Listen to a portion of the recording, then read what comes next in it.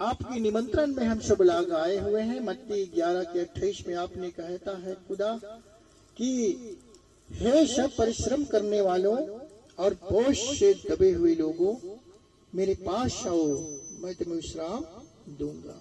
हे प्रभु, आज हम सब लोग एक दुनिया में बीमार अवस्था में, चिंता में, कई प्रकार के मुसीबत में, दुख और दर्द में, एक नाना प्रकार के रोग और बीमारी में, कर्ज में, कई अमीरी गरीबी, कई परेशानी में हम लोग जकड़े हुए हैं प्रभु।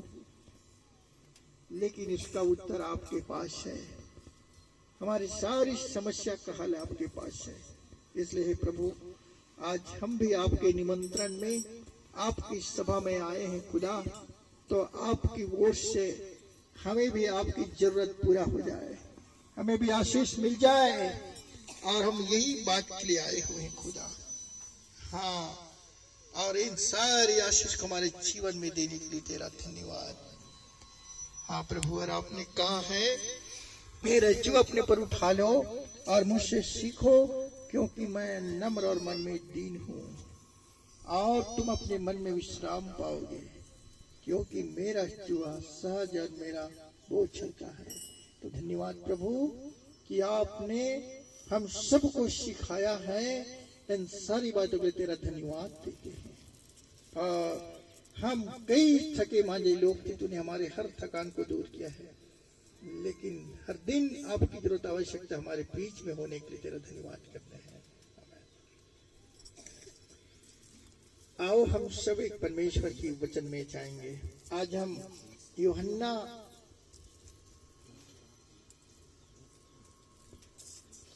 की पत्री अध्याय 2 निकालते हैं। दूसरा यूहन्ना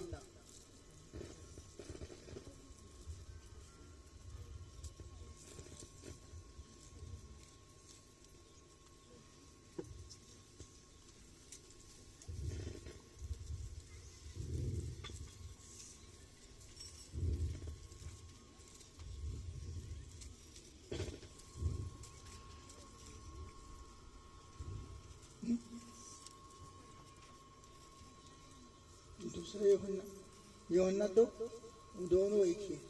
यूहन्ना 2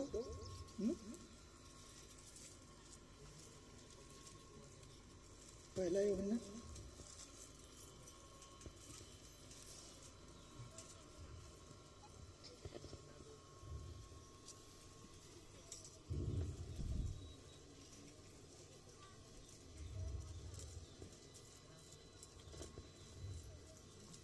यूहन्ना 2 है ना, निकाल ले सभी लोग।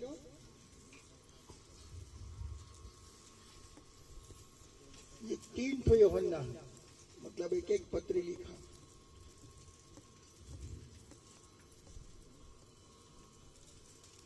आइए हम पढ़ते हैं 3 पद। परमेश्वर पिता और पिता के पुत्र यीशु मसीह की ओर से अनुग्रह और दया और शांति, सत्य और प्रेम सहित हमारे साथ रहेंगे। हालेलुया।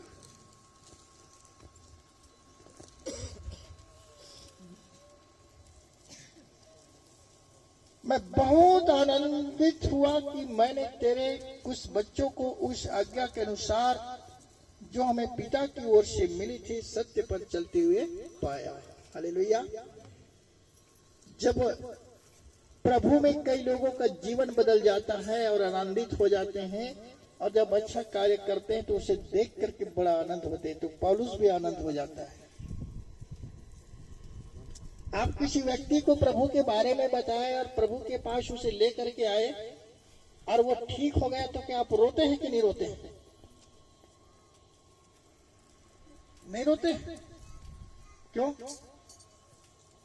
पहले तो जब कोई आदमी को सुखी देखते थे रोते थे कि सुख है। अब उसे सुखी देख करके हंसते हैं, चलो इसका भी जीवन क्या हो गया, सुधर गया, बदल गया। यही बात पौलुस कहता है कि मैं कुछ लोगों को शिक्षा बताया, कुछ लोगों को शिक्षा दिया, ज्ञान दिया, समझाया, और वो लोग एक प्रभु के महिमा में चलने वाले बन गए। इसलिए मैं बड़ा क्या हूं, खुश हूं। उसे देख करके बड़ा खुश हूं। कोई भी विश्वासी भैया को देखता है तो मुस्कुरा देता है, बहन देखता है तो मुस्कुरा देखता है, कहीं भी मिले तो बड़ा खुश हो जाते हैं। ये कितना आनंद की बात है। यही बात को पौलुस कहते हैं कि मैं बड़ा आनंदित हूं। आज आप लोग जब इतने सारे लोग आए तो मैं भी आनंदित हूं। कोई नहीं आता तो क्या मैं हंसता? अरे ये लोग सब कहां चले गए?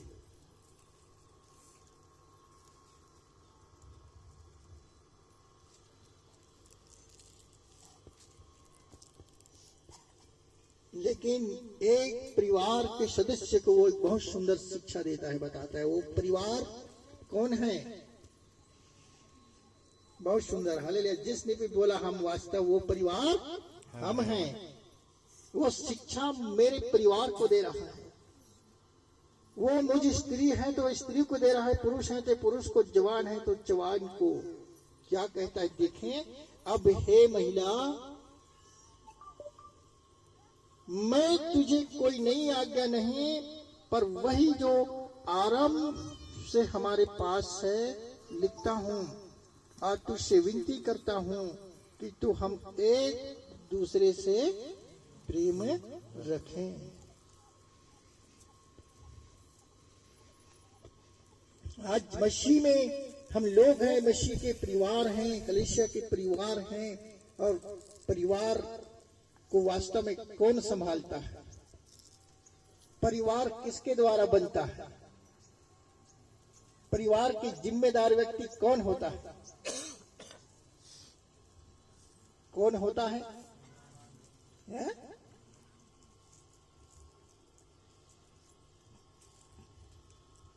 कौन होता है? मुखिया, स्त्री होता है ना। बुद्धिमान स्त्री से घर बनती है और मूर्ख स्त्री से घर उजड़ जाता है। सब लोग सोच लें कि अगर आज के बाद मैं मूर्ख स्त्री नहीं बनूंगा, कैसे स्त्री बनूंगी? बुद्धिमान स्त्री। अगर मूर्खता की काम करते हैं तो आज बिल्कुल बदल जाए। यहाँ पर लिखा हुआ है, इसे निर्देश देता है कि हे महिला, मैं तुझे कोई आज्ञा नहीं देता, पर वही जो आरंभ से शुरू से हमें प्रभु ने एक प्रेम की आज्ञा दिया, प्रेम की महिमा से किया।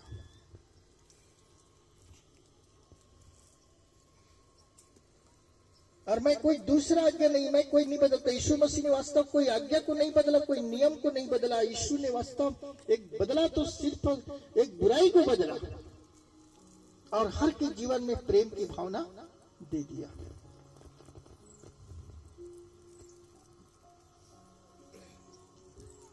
और प्रेम यह है कि हम उसकी आज्ञाओं के अनुसार चलें।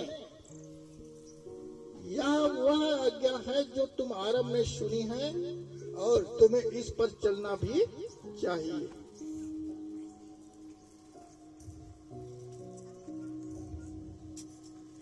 परमेश्वर ने वास्तव में हम सबको एक बहुत सुंदर आज्ञा देता है। कुछ दिन आज्ञा में चलते हैं और कुछ दिन आज्ञा में से उल्लंघन कर देते हैं। कुछ दिन तक के अपने जीवन को संभाल करके रखते हैं और कुछ दिन वो गाड़ी जाके पलटी हो जाता है। हो जाता है कि नहीं हो जाता है? क्यों? क्योंकि गाड़ी में ब्रेक ही नहीं है, तो बिना ब्रेक की गाड़ी तो पलटी खाएगी। अगर हमारे मन में ब्रेक नहीं है, संतुलन नहीं है, तो वास्तव हम असंतुलन हो जाएंगे, बिगड़ जाएंगे। इसलिए बहुत सुंदर कहता है कि उसकी आज्ञा पर चलना। कैसे? दूसरा कहते हैं, आज यीशु मसीह की कलीसिया में यीशु मसीह के लोगों को भरमाने वाला कौन है? बाहर के लोग हैं? नहीं। फिर कौन लोग हैं?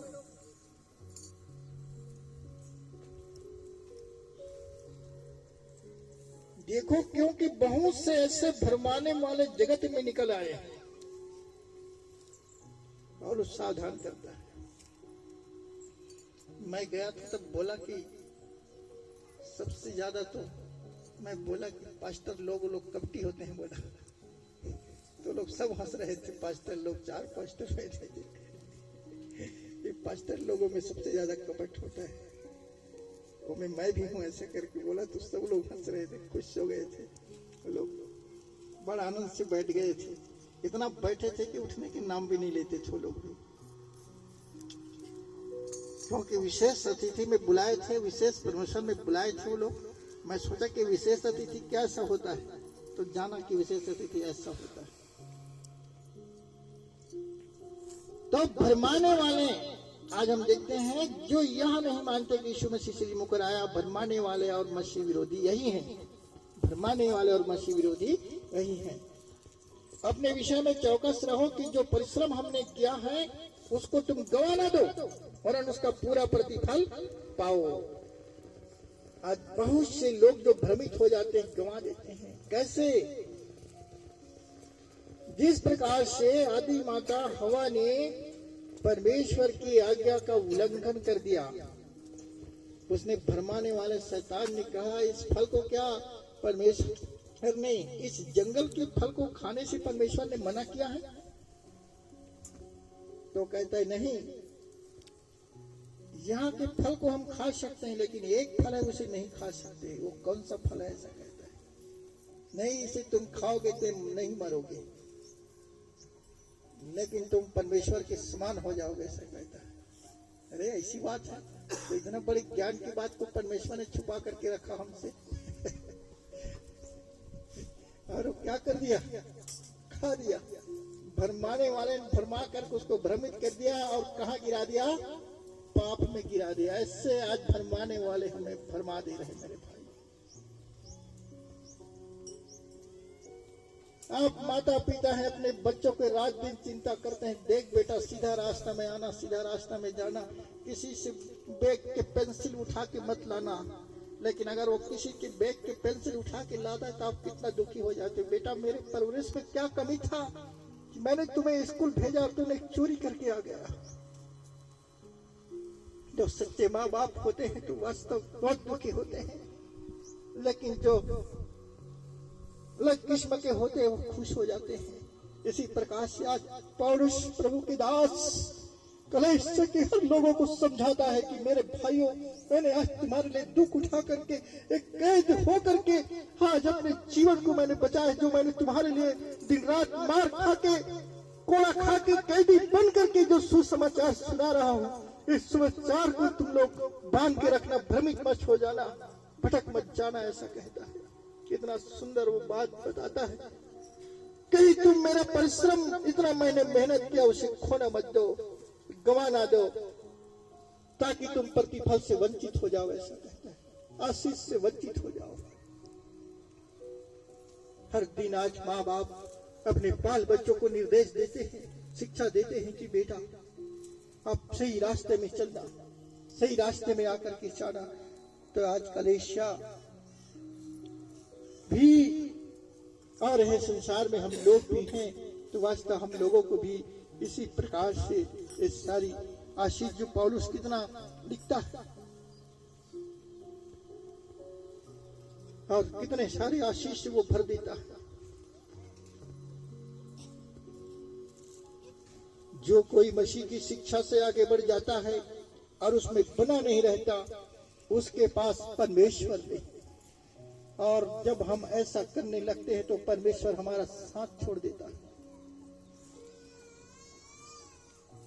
ठीक उसी प्रकार से जब बेटी बेटा जब बिगड़ जाते हैं और पूरी तरह से बिगड़ जाते हैं, जब नहीं मानते तो माँ बाप हताश और निराश हो जाते हैं और जब जो जैसा करना है कर ऐसा करते हैं। वो अपने उनसे प्रेम व्यवहार को हटा लेते हैं। तो ऐसा परमेश्वर से हम अलग हो जाते हैं।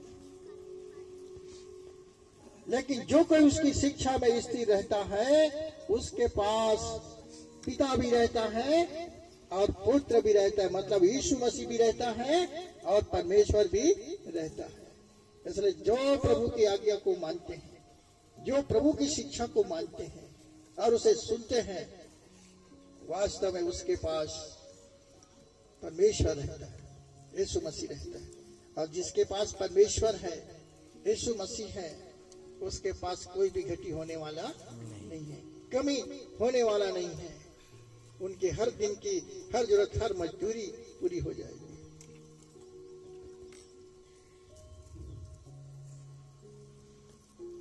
आगे बताता है, यदि कोई तुम्हारे पास आए और यही शिक्षा ना दे, है ना, यदि कोई तुम्हारे पास आए और यही शिक्षा ना दे तो उसे ना तो अपने घर में आने देना, ना उसे नमस्कार करना कहता है।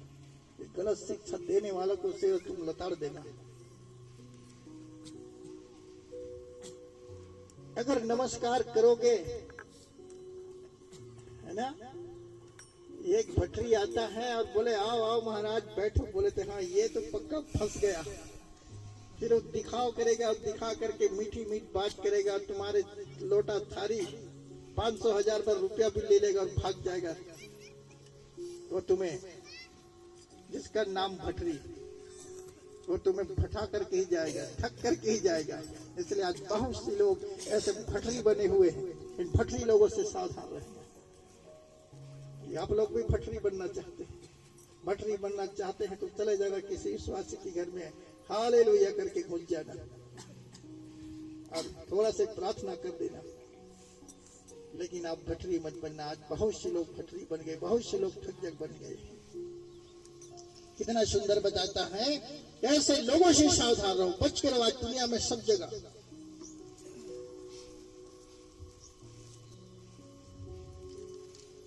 एक महिला जो बड़ी दीनता के साथ रहती है, एक परिवार में 3 भाई थे। कितने भाई थे? 3 भाई थे और उनका एक बहन था। बड़े भाई पढ़ लिख करके इंजीनियर बन जाता है और छोटा भाई पढ़ लिख करके क्या बन जाता है? डॉक्टर बन जाता है। तो फिर मंझला वाले भाई क्या बनता है? वो घुमक्कड़ बन जाता है। कुछ है ना, वो कोई पढ़ लिख करके ऐसे कोई चीज नहीं बनता। वो बस खाना है, घूमना है, ऐसा उसका काम रहता है। और ये दोनों भाई अपना ठाट बाट से रहते हैं, बड़े दीनता के साथ रहते हैं। सोचते हैं इसका भी शादी बर ब्याह कर देते हैं, कहीं से अलवा जलवा लड़की मांग के। लड़की अलवा जलवा नहीं होता है, लड़की लड़की ही होता है, लड़का लड़का ही होता है, ये सब याद रखना। लेकिन बहुत ही मैं आप लोगों की शिक्षा की बात बता रहा हूँ, सबके लिए, बेटियों के लिए, बेटा के लिए, और सब लोग बड़े ध्यान से सुनना, क्योंकि यहाँ पर महिला आया है। महिला को कैसे परिवार संभालना है, बड़े सुनकर का आप पश्चिम होगी। सच बात है, बहुत से ऐसे महिला लोग हैं जो अपने परिवार को संभाल करके रखती है, और बहुत से जवान लोग हैं, वो लोग भी बड़े ध्यान से सुनेंगे कान लगा करके। अगर उनका कान कहीं गया हो तो ला करके हम लगा लें।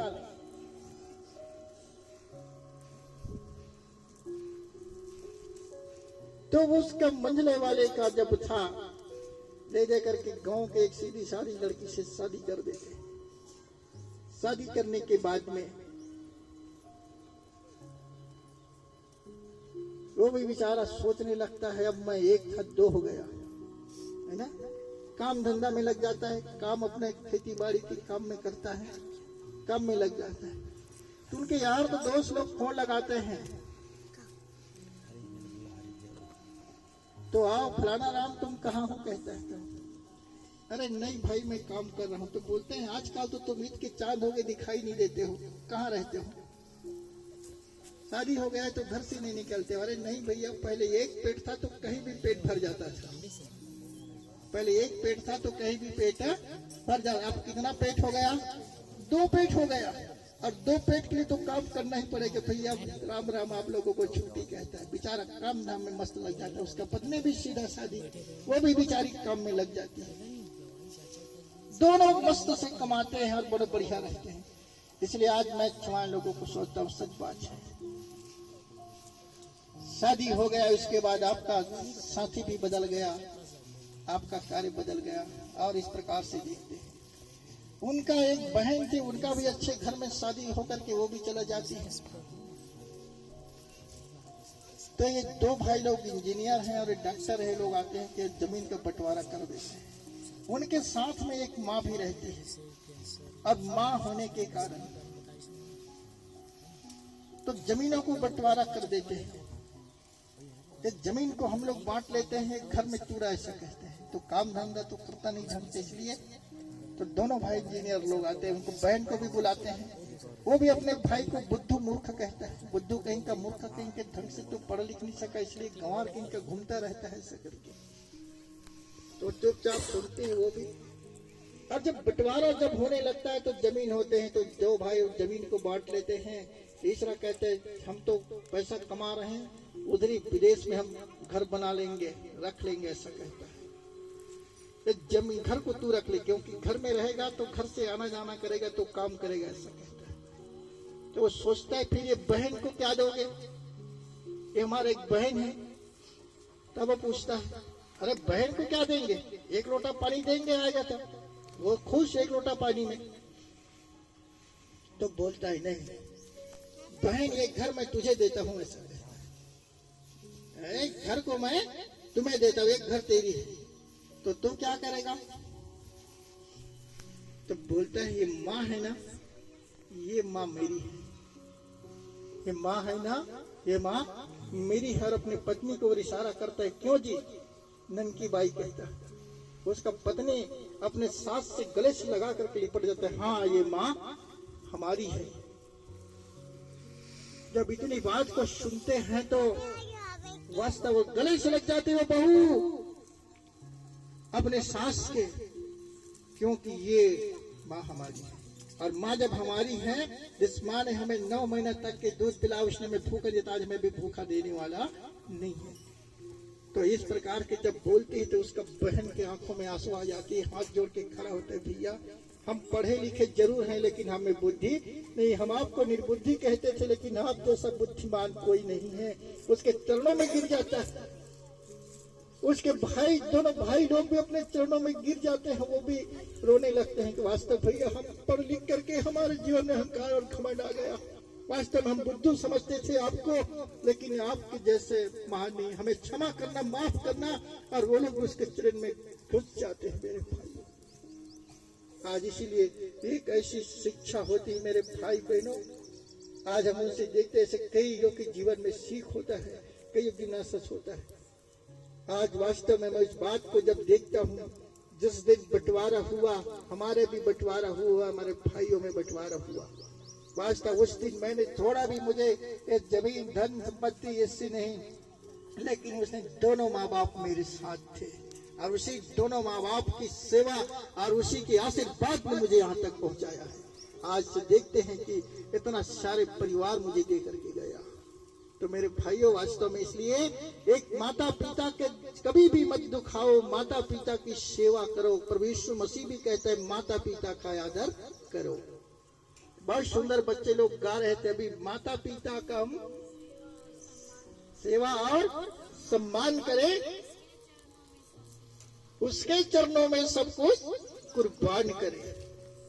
और माता पिता को भी अपने बाल बच्चों के, इसलिए मैं बताया हूँ पिछले संदेश में माता पिता क्या होते, माता पिता का शिक्षा क्या होती। इसलिए आज बहुओं को मैं शिक्षा दे रहा हूँ, ऐसे नहीं कि अपने सास है तो किसी जगह पानी रख दिए, कुत्ता की जैसे खाना रख जैसे मत करना। तुम्हारी 2 माएं हैं, एक माँ तो और हो गई, दूसरी माँ अगर वो दुख में है, मुसीबत में है, क्योंकि रूत और नौमी की कितना बड़ी जोड़ी है, सासों बहू है। सत्संग का मतलब यही होता है मेरे भाइयों। आज हम जीवन देखते हैं, आज बहुत से ऐसे चीज जो होते हैं, ऐसे गलत जिंदगी में बीत लेते हैं, और इसीलिए आज शिक्षा देता है और अंत में बंटवारा करना छोड़ देते हैं वो लोग। इसलिए जो भाई आज इसलिए कहते हैं कलीसिया में, जो दुर्बल है, जो कमजोर है, उनकी तुम क्या करो, साहस बढ़ाओ, उनकी मदद करो, उनकी सहायता करो। तो ऐसे लोगों की तुम मदद और सहायता करोगे तो उनके मुख से तुम्हारे लिए दुआ निकलेगी, तेरा कल्याण हो, तेरा बाल बच्चे सुख से रहे, तेरा व्यापार, तेरा नौकरी बिजनेस में आशीषित हो। और आज इसी प्रकार से सब लोग आज हमारे लिए दुआ करते हो, हमारे परिवार के लिए दुआ करते हो, हमारे लिए प्रार्थना करते हो। आप लोग रात्रि में देखे कि कितने सारे लोग प्रार्थना किए, कितने सारे लोग आशीष किए। तो भाइयों, इस प्रकार से मैं बताया कि यहाँ पर महिला को आज्ञा दिया है वो महिला बुद्धिमान से अगर सोचता तो बुद्धू कहीं का सब चीज को दे रहा है ऐसा सोचता, लेकिन नहीं। अगर हम पति पत्नी दोनों सक्षम हैं और दोनों तैयार हैं और हमारे हाथ और पांव तो मजबूत हैं, हम दुनिया में नाम रोशन कर सकते हैं। यह संपत्ति क्या है? इसलिए परमेश्वर ने दो जोड़ा बनाया है, पति और पत्नी करके, दो पहिया बनाया है और वो बड़े से बड़े काम कर सकते हैं। मेरे भाइयों, आप आलस्य छोड़िए, आपके पास जो है उसमें लग जाइए, कार्य में लग जाइए, उठिए बड़ी भोर करके और जागृत अवस्था में चाहिए और काम करके देखिए। यही आज्ञा जो देते हैं प्रभु यीशु मसीह में। आज बहुत से परिवार जो है, बहुत से आशीष जो परमेश्वर हमें मिलता है। आप दूसरे की भरमाने में मत आओ। यहाँ पर ऐसे भरमाने वाले मिलते हैं। अरे तू क्यों 4 बजे से उठ करके काम करती है?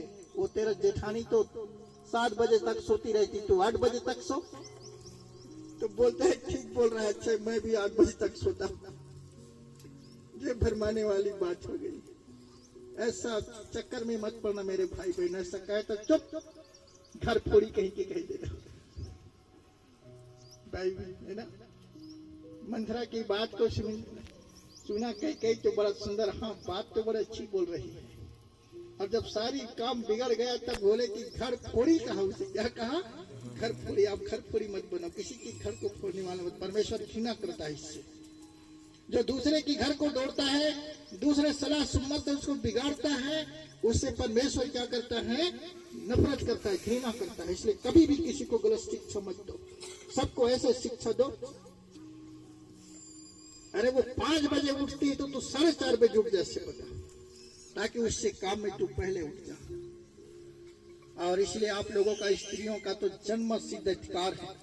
क्या अधिकार है? 5 बजे उठ करके घर की साफ सफाई करना, सब लोगों के लिए भोजन बनाना। उठते हैं को नहीं उठते हो? नहीं उठते होगा तो कल से उठ जाना, नहीं तो फिर मत सोचना 5:30 से 7:30 करते।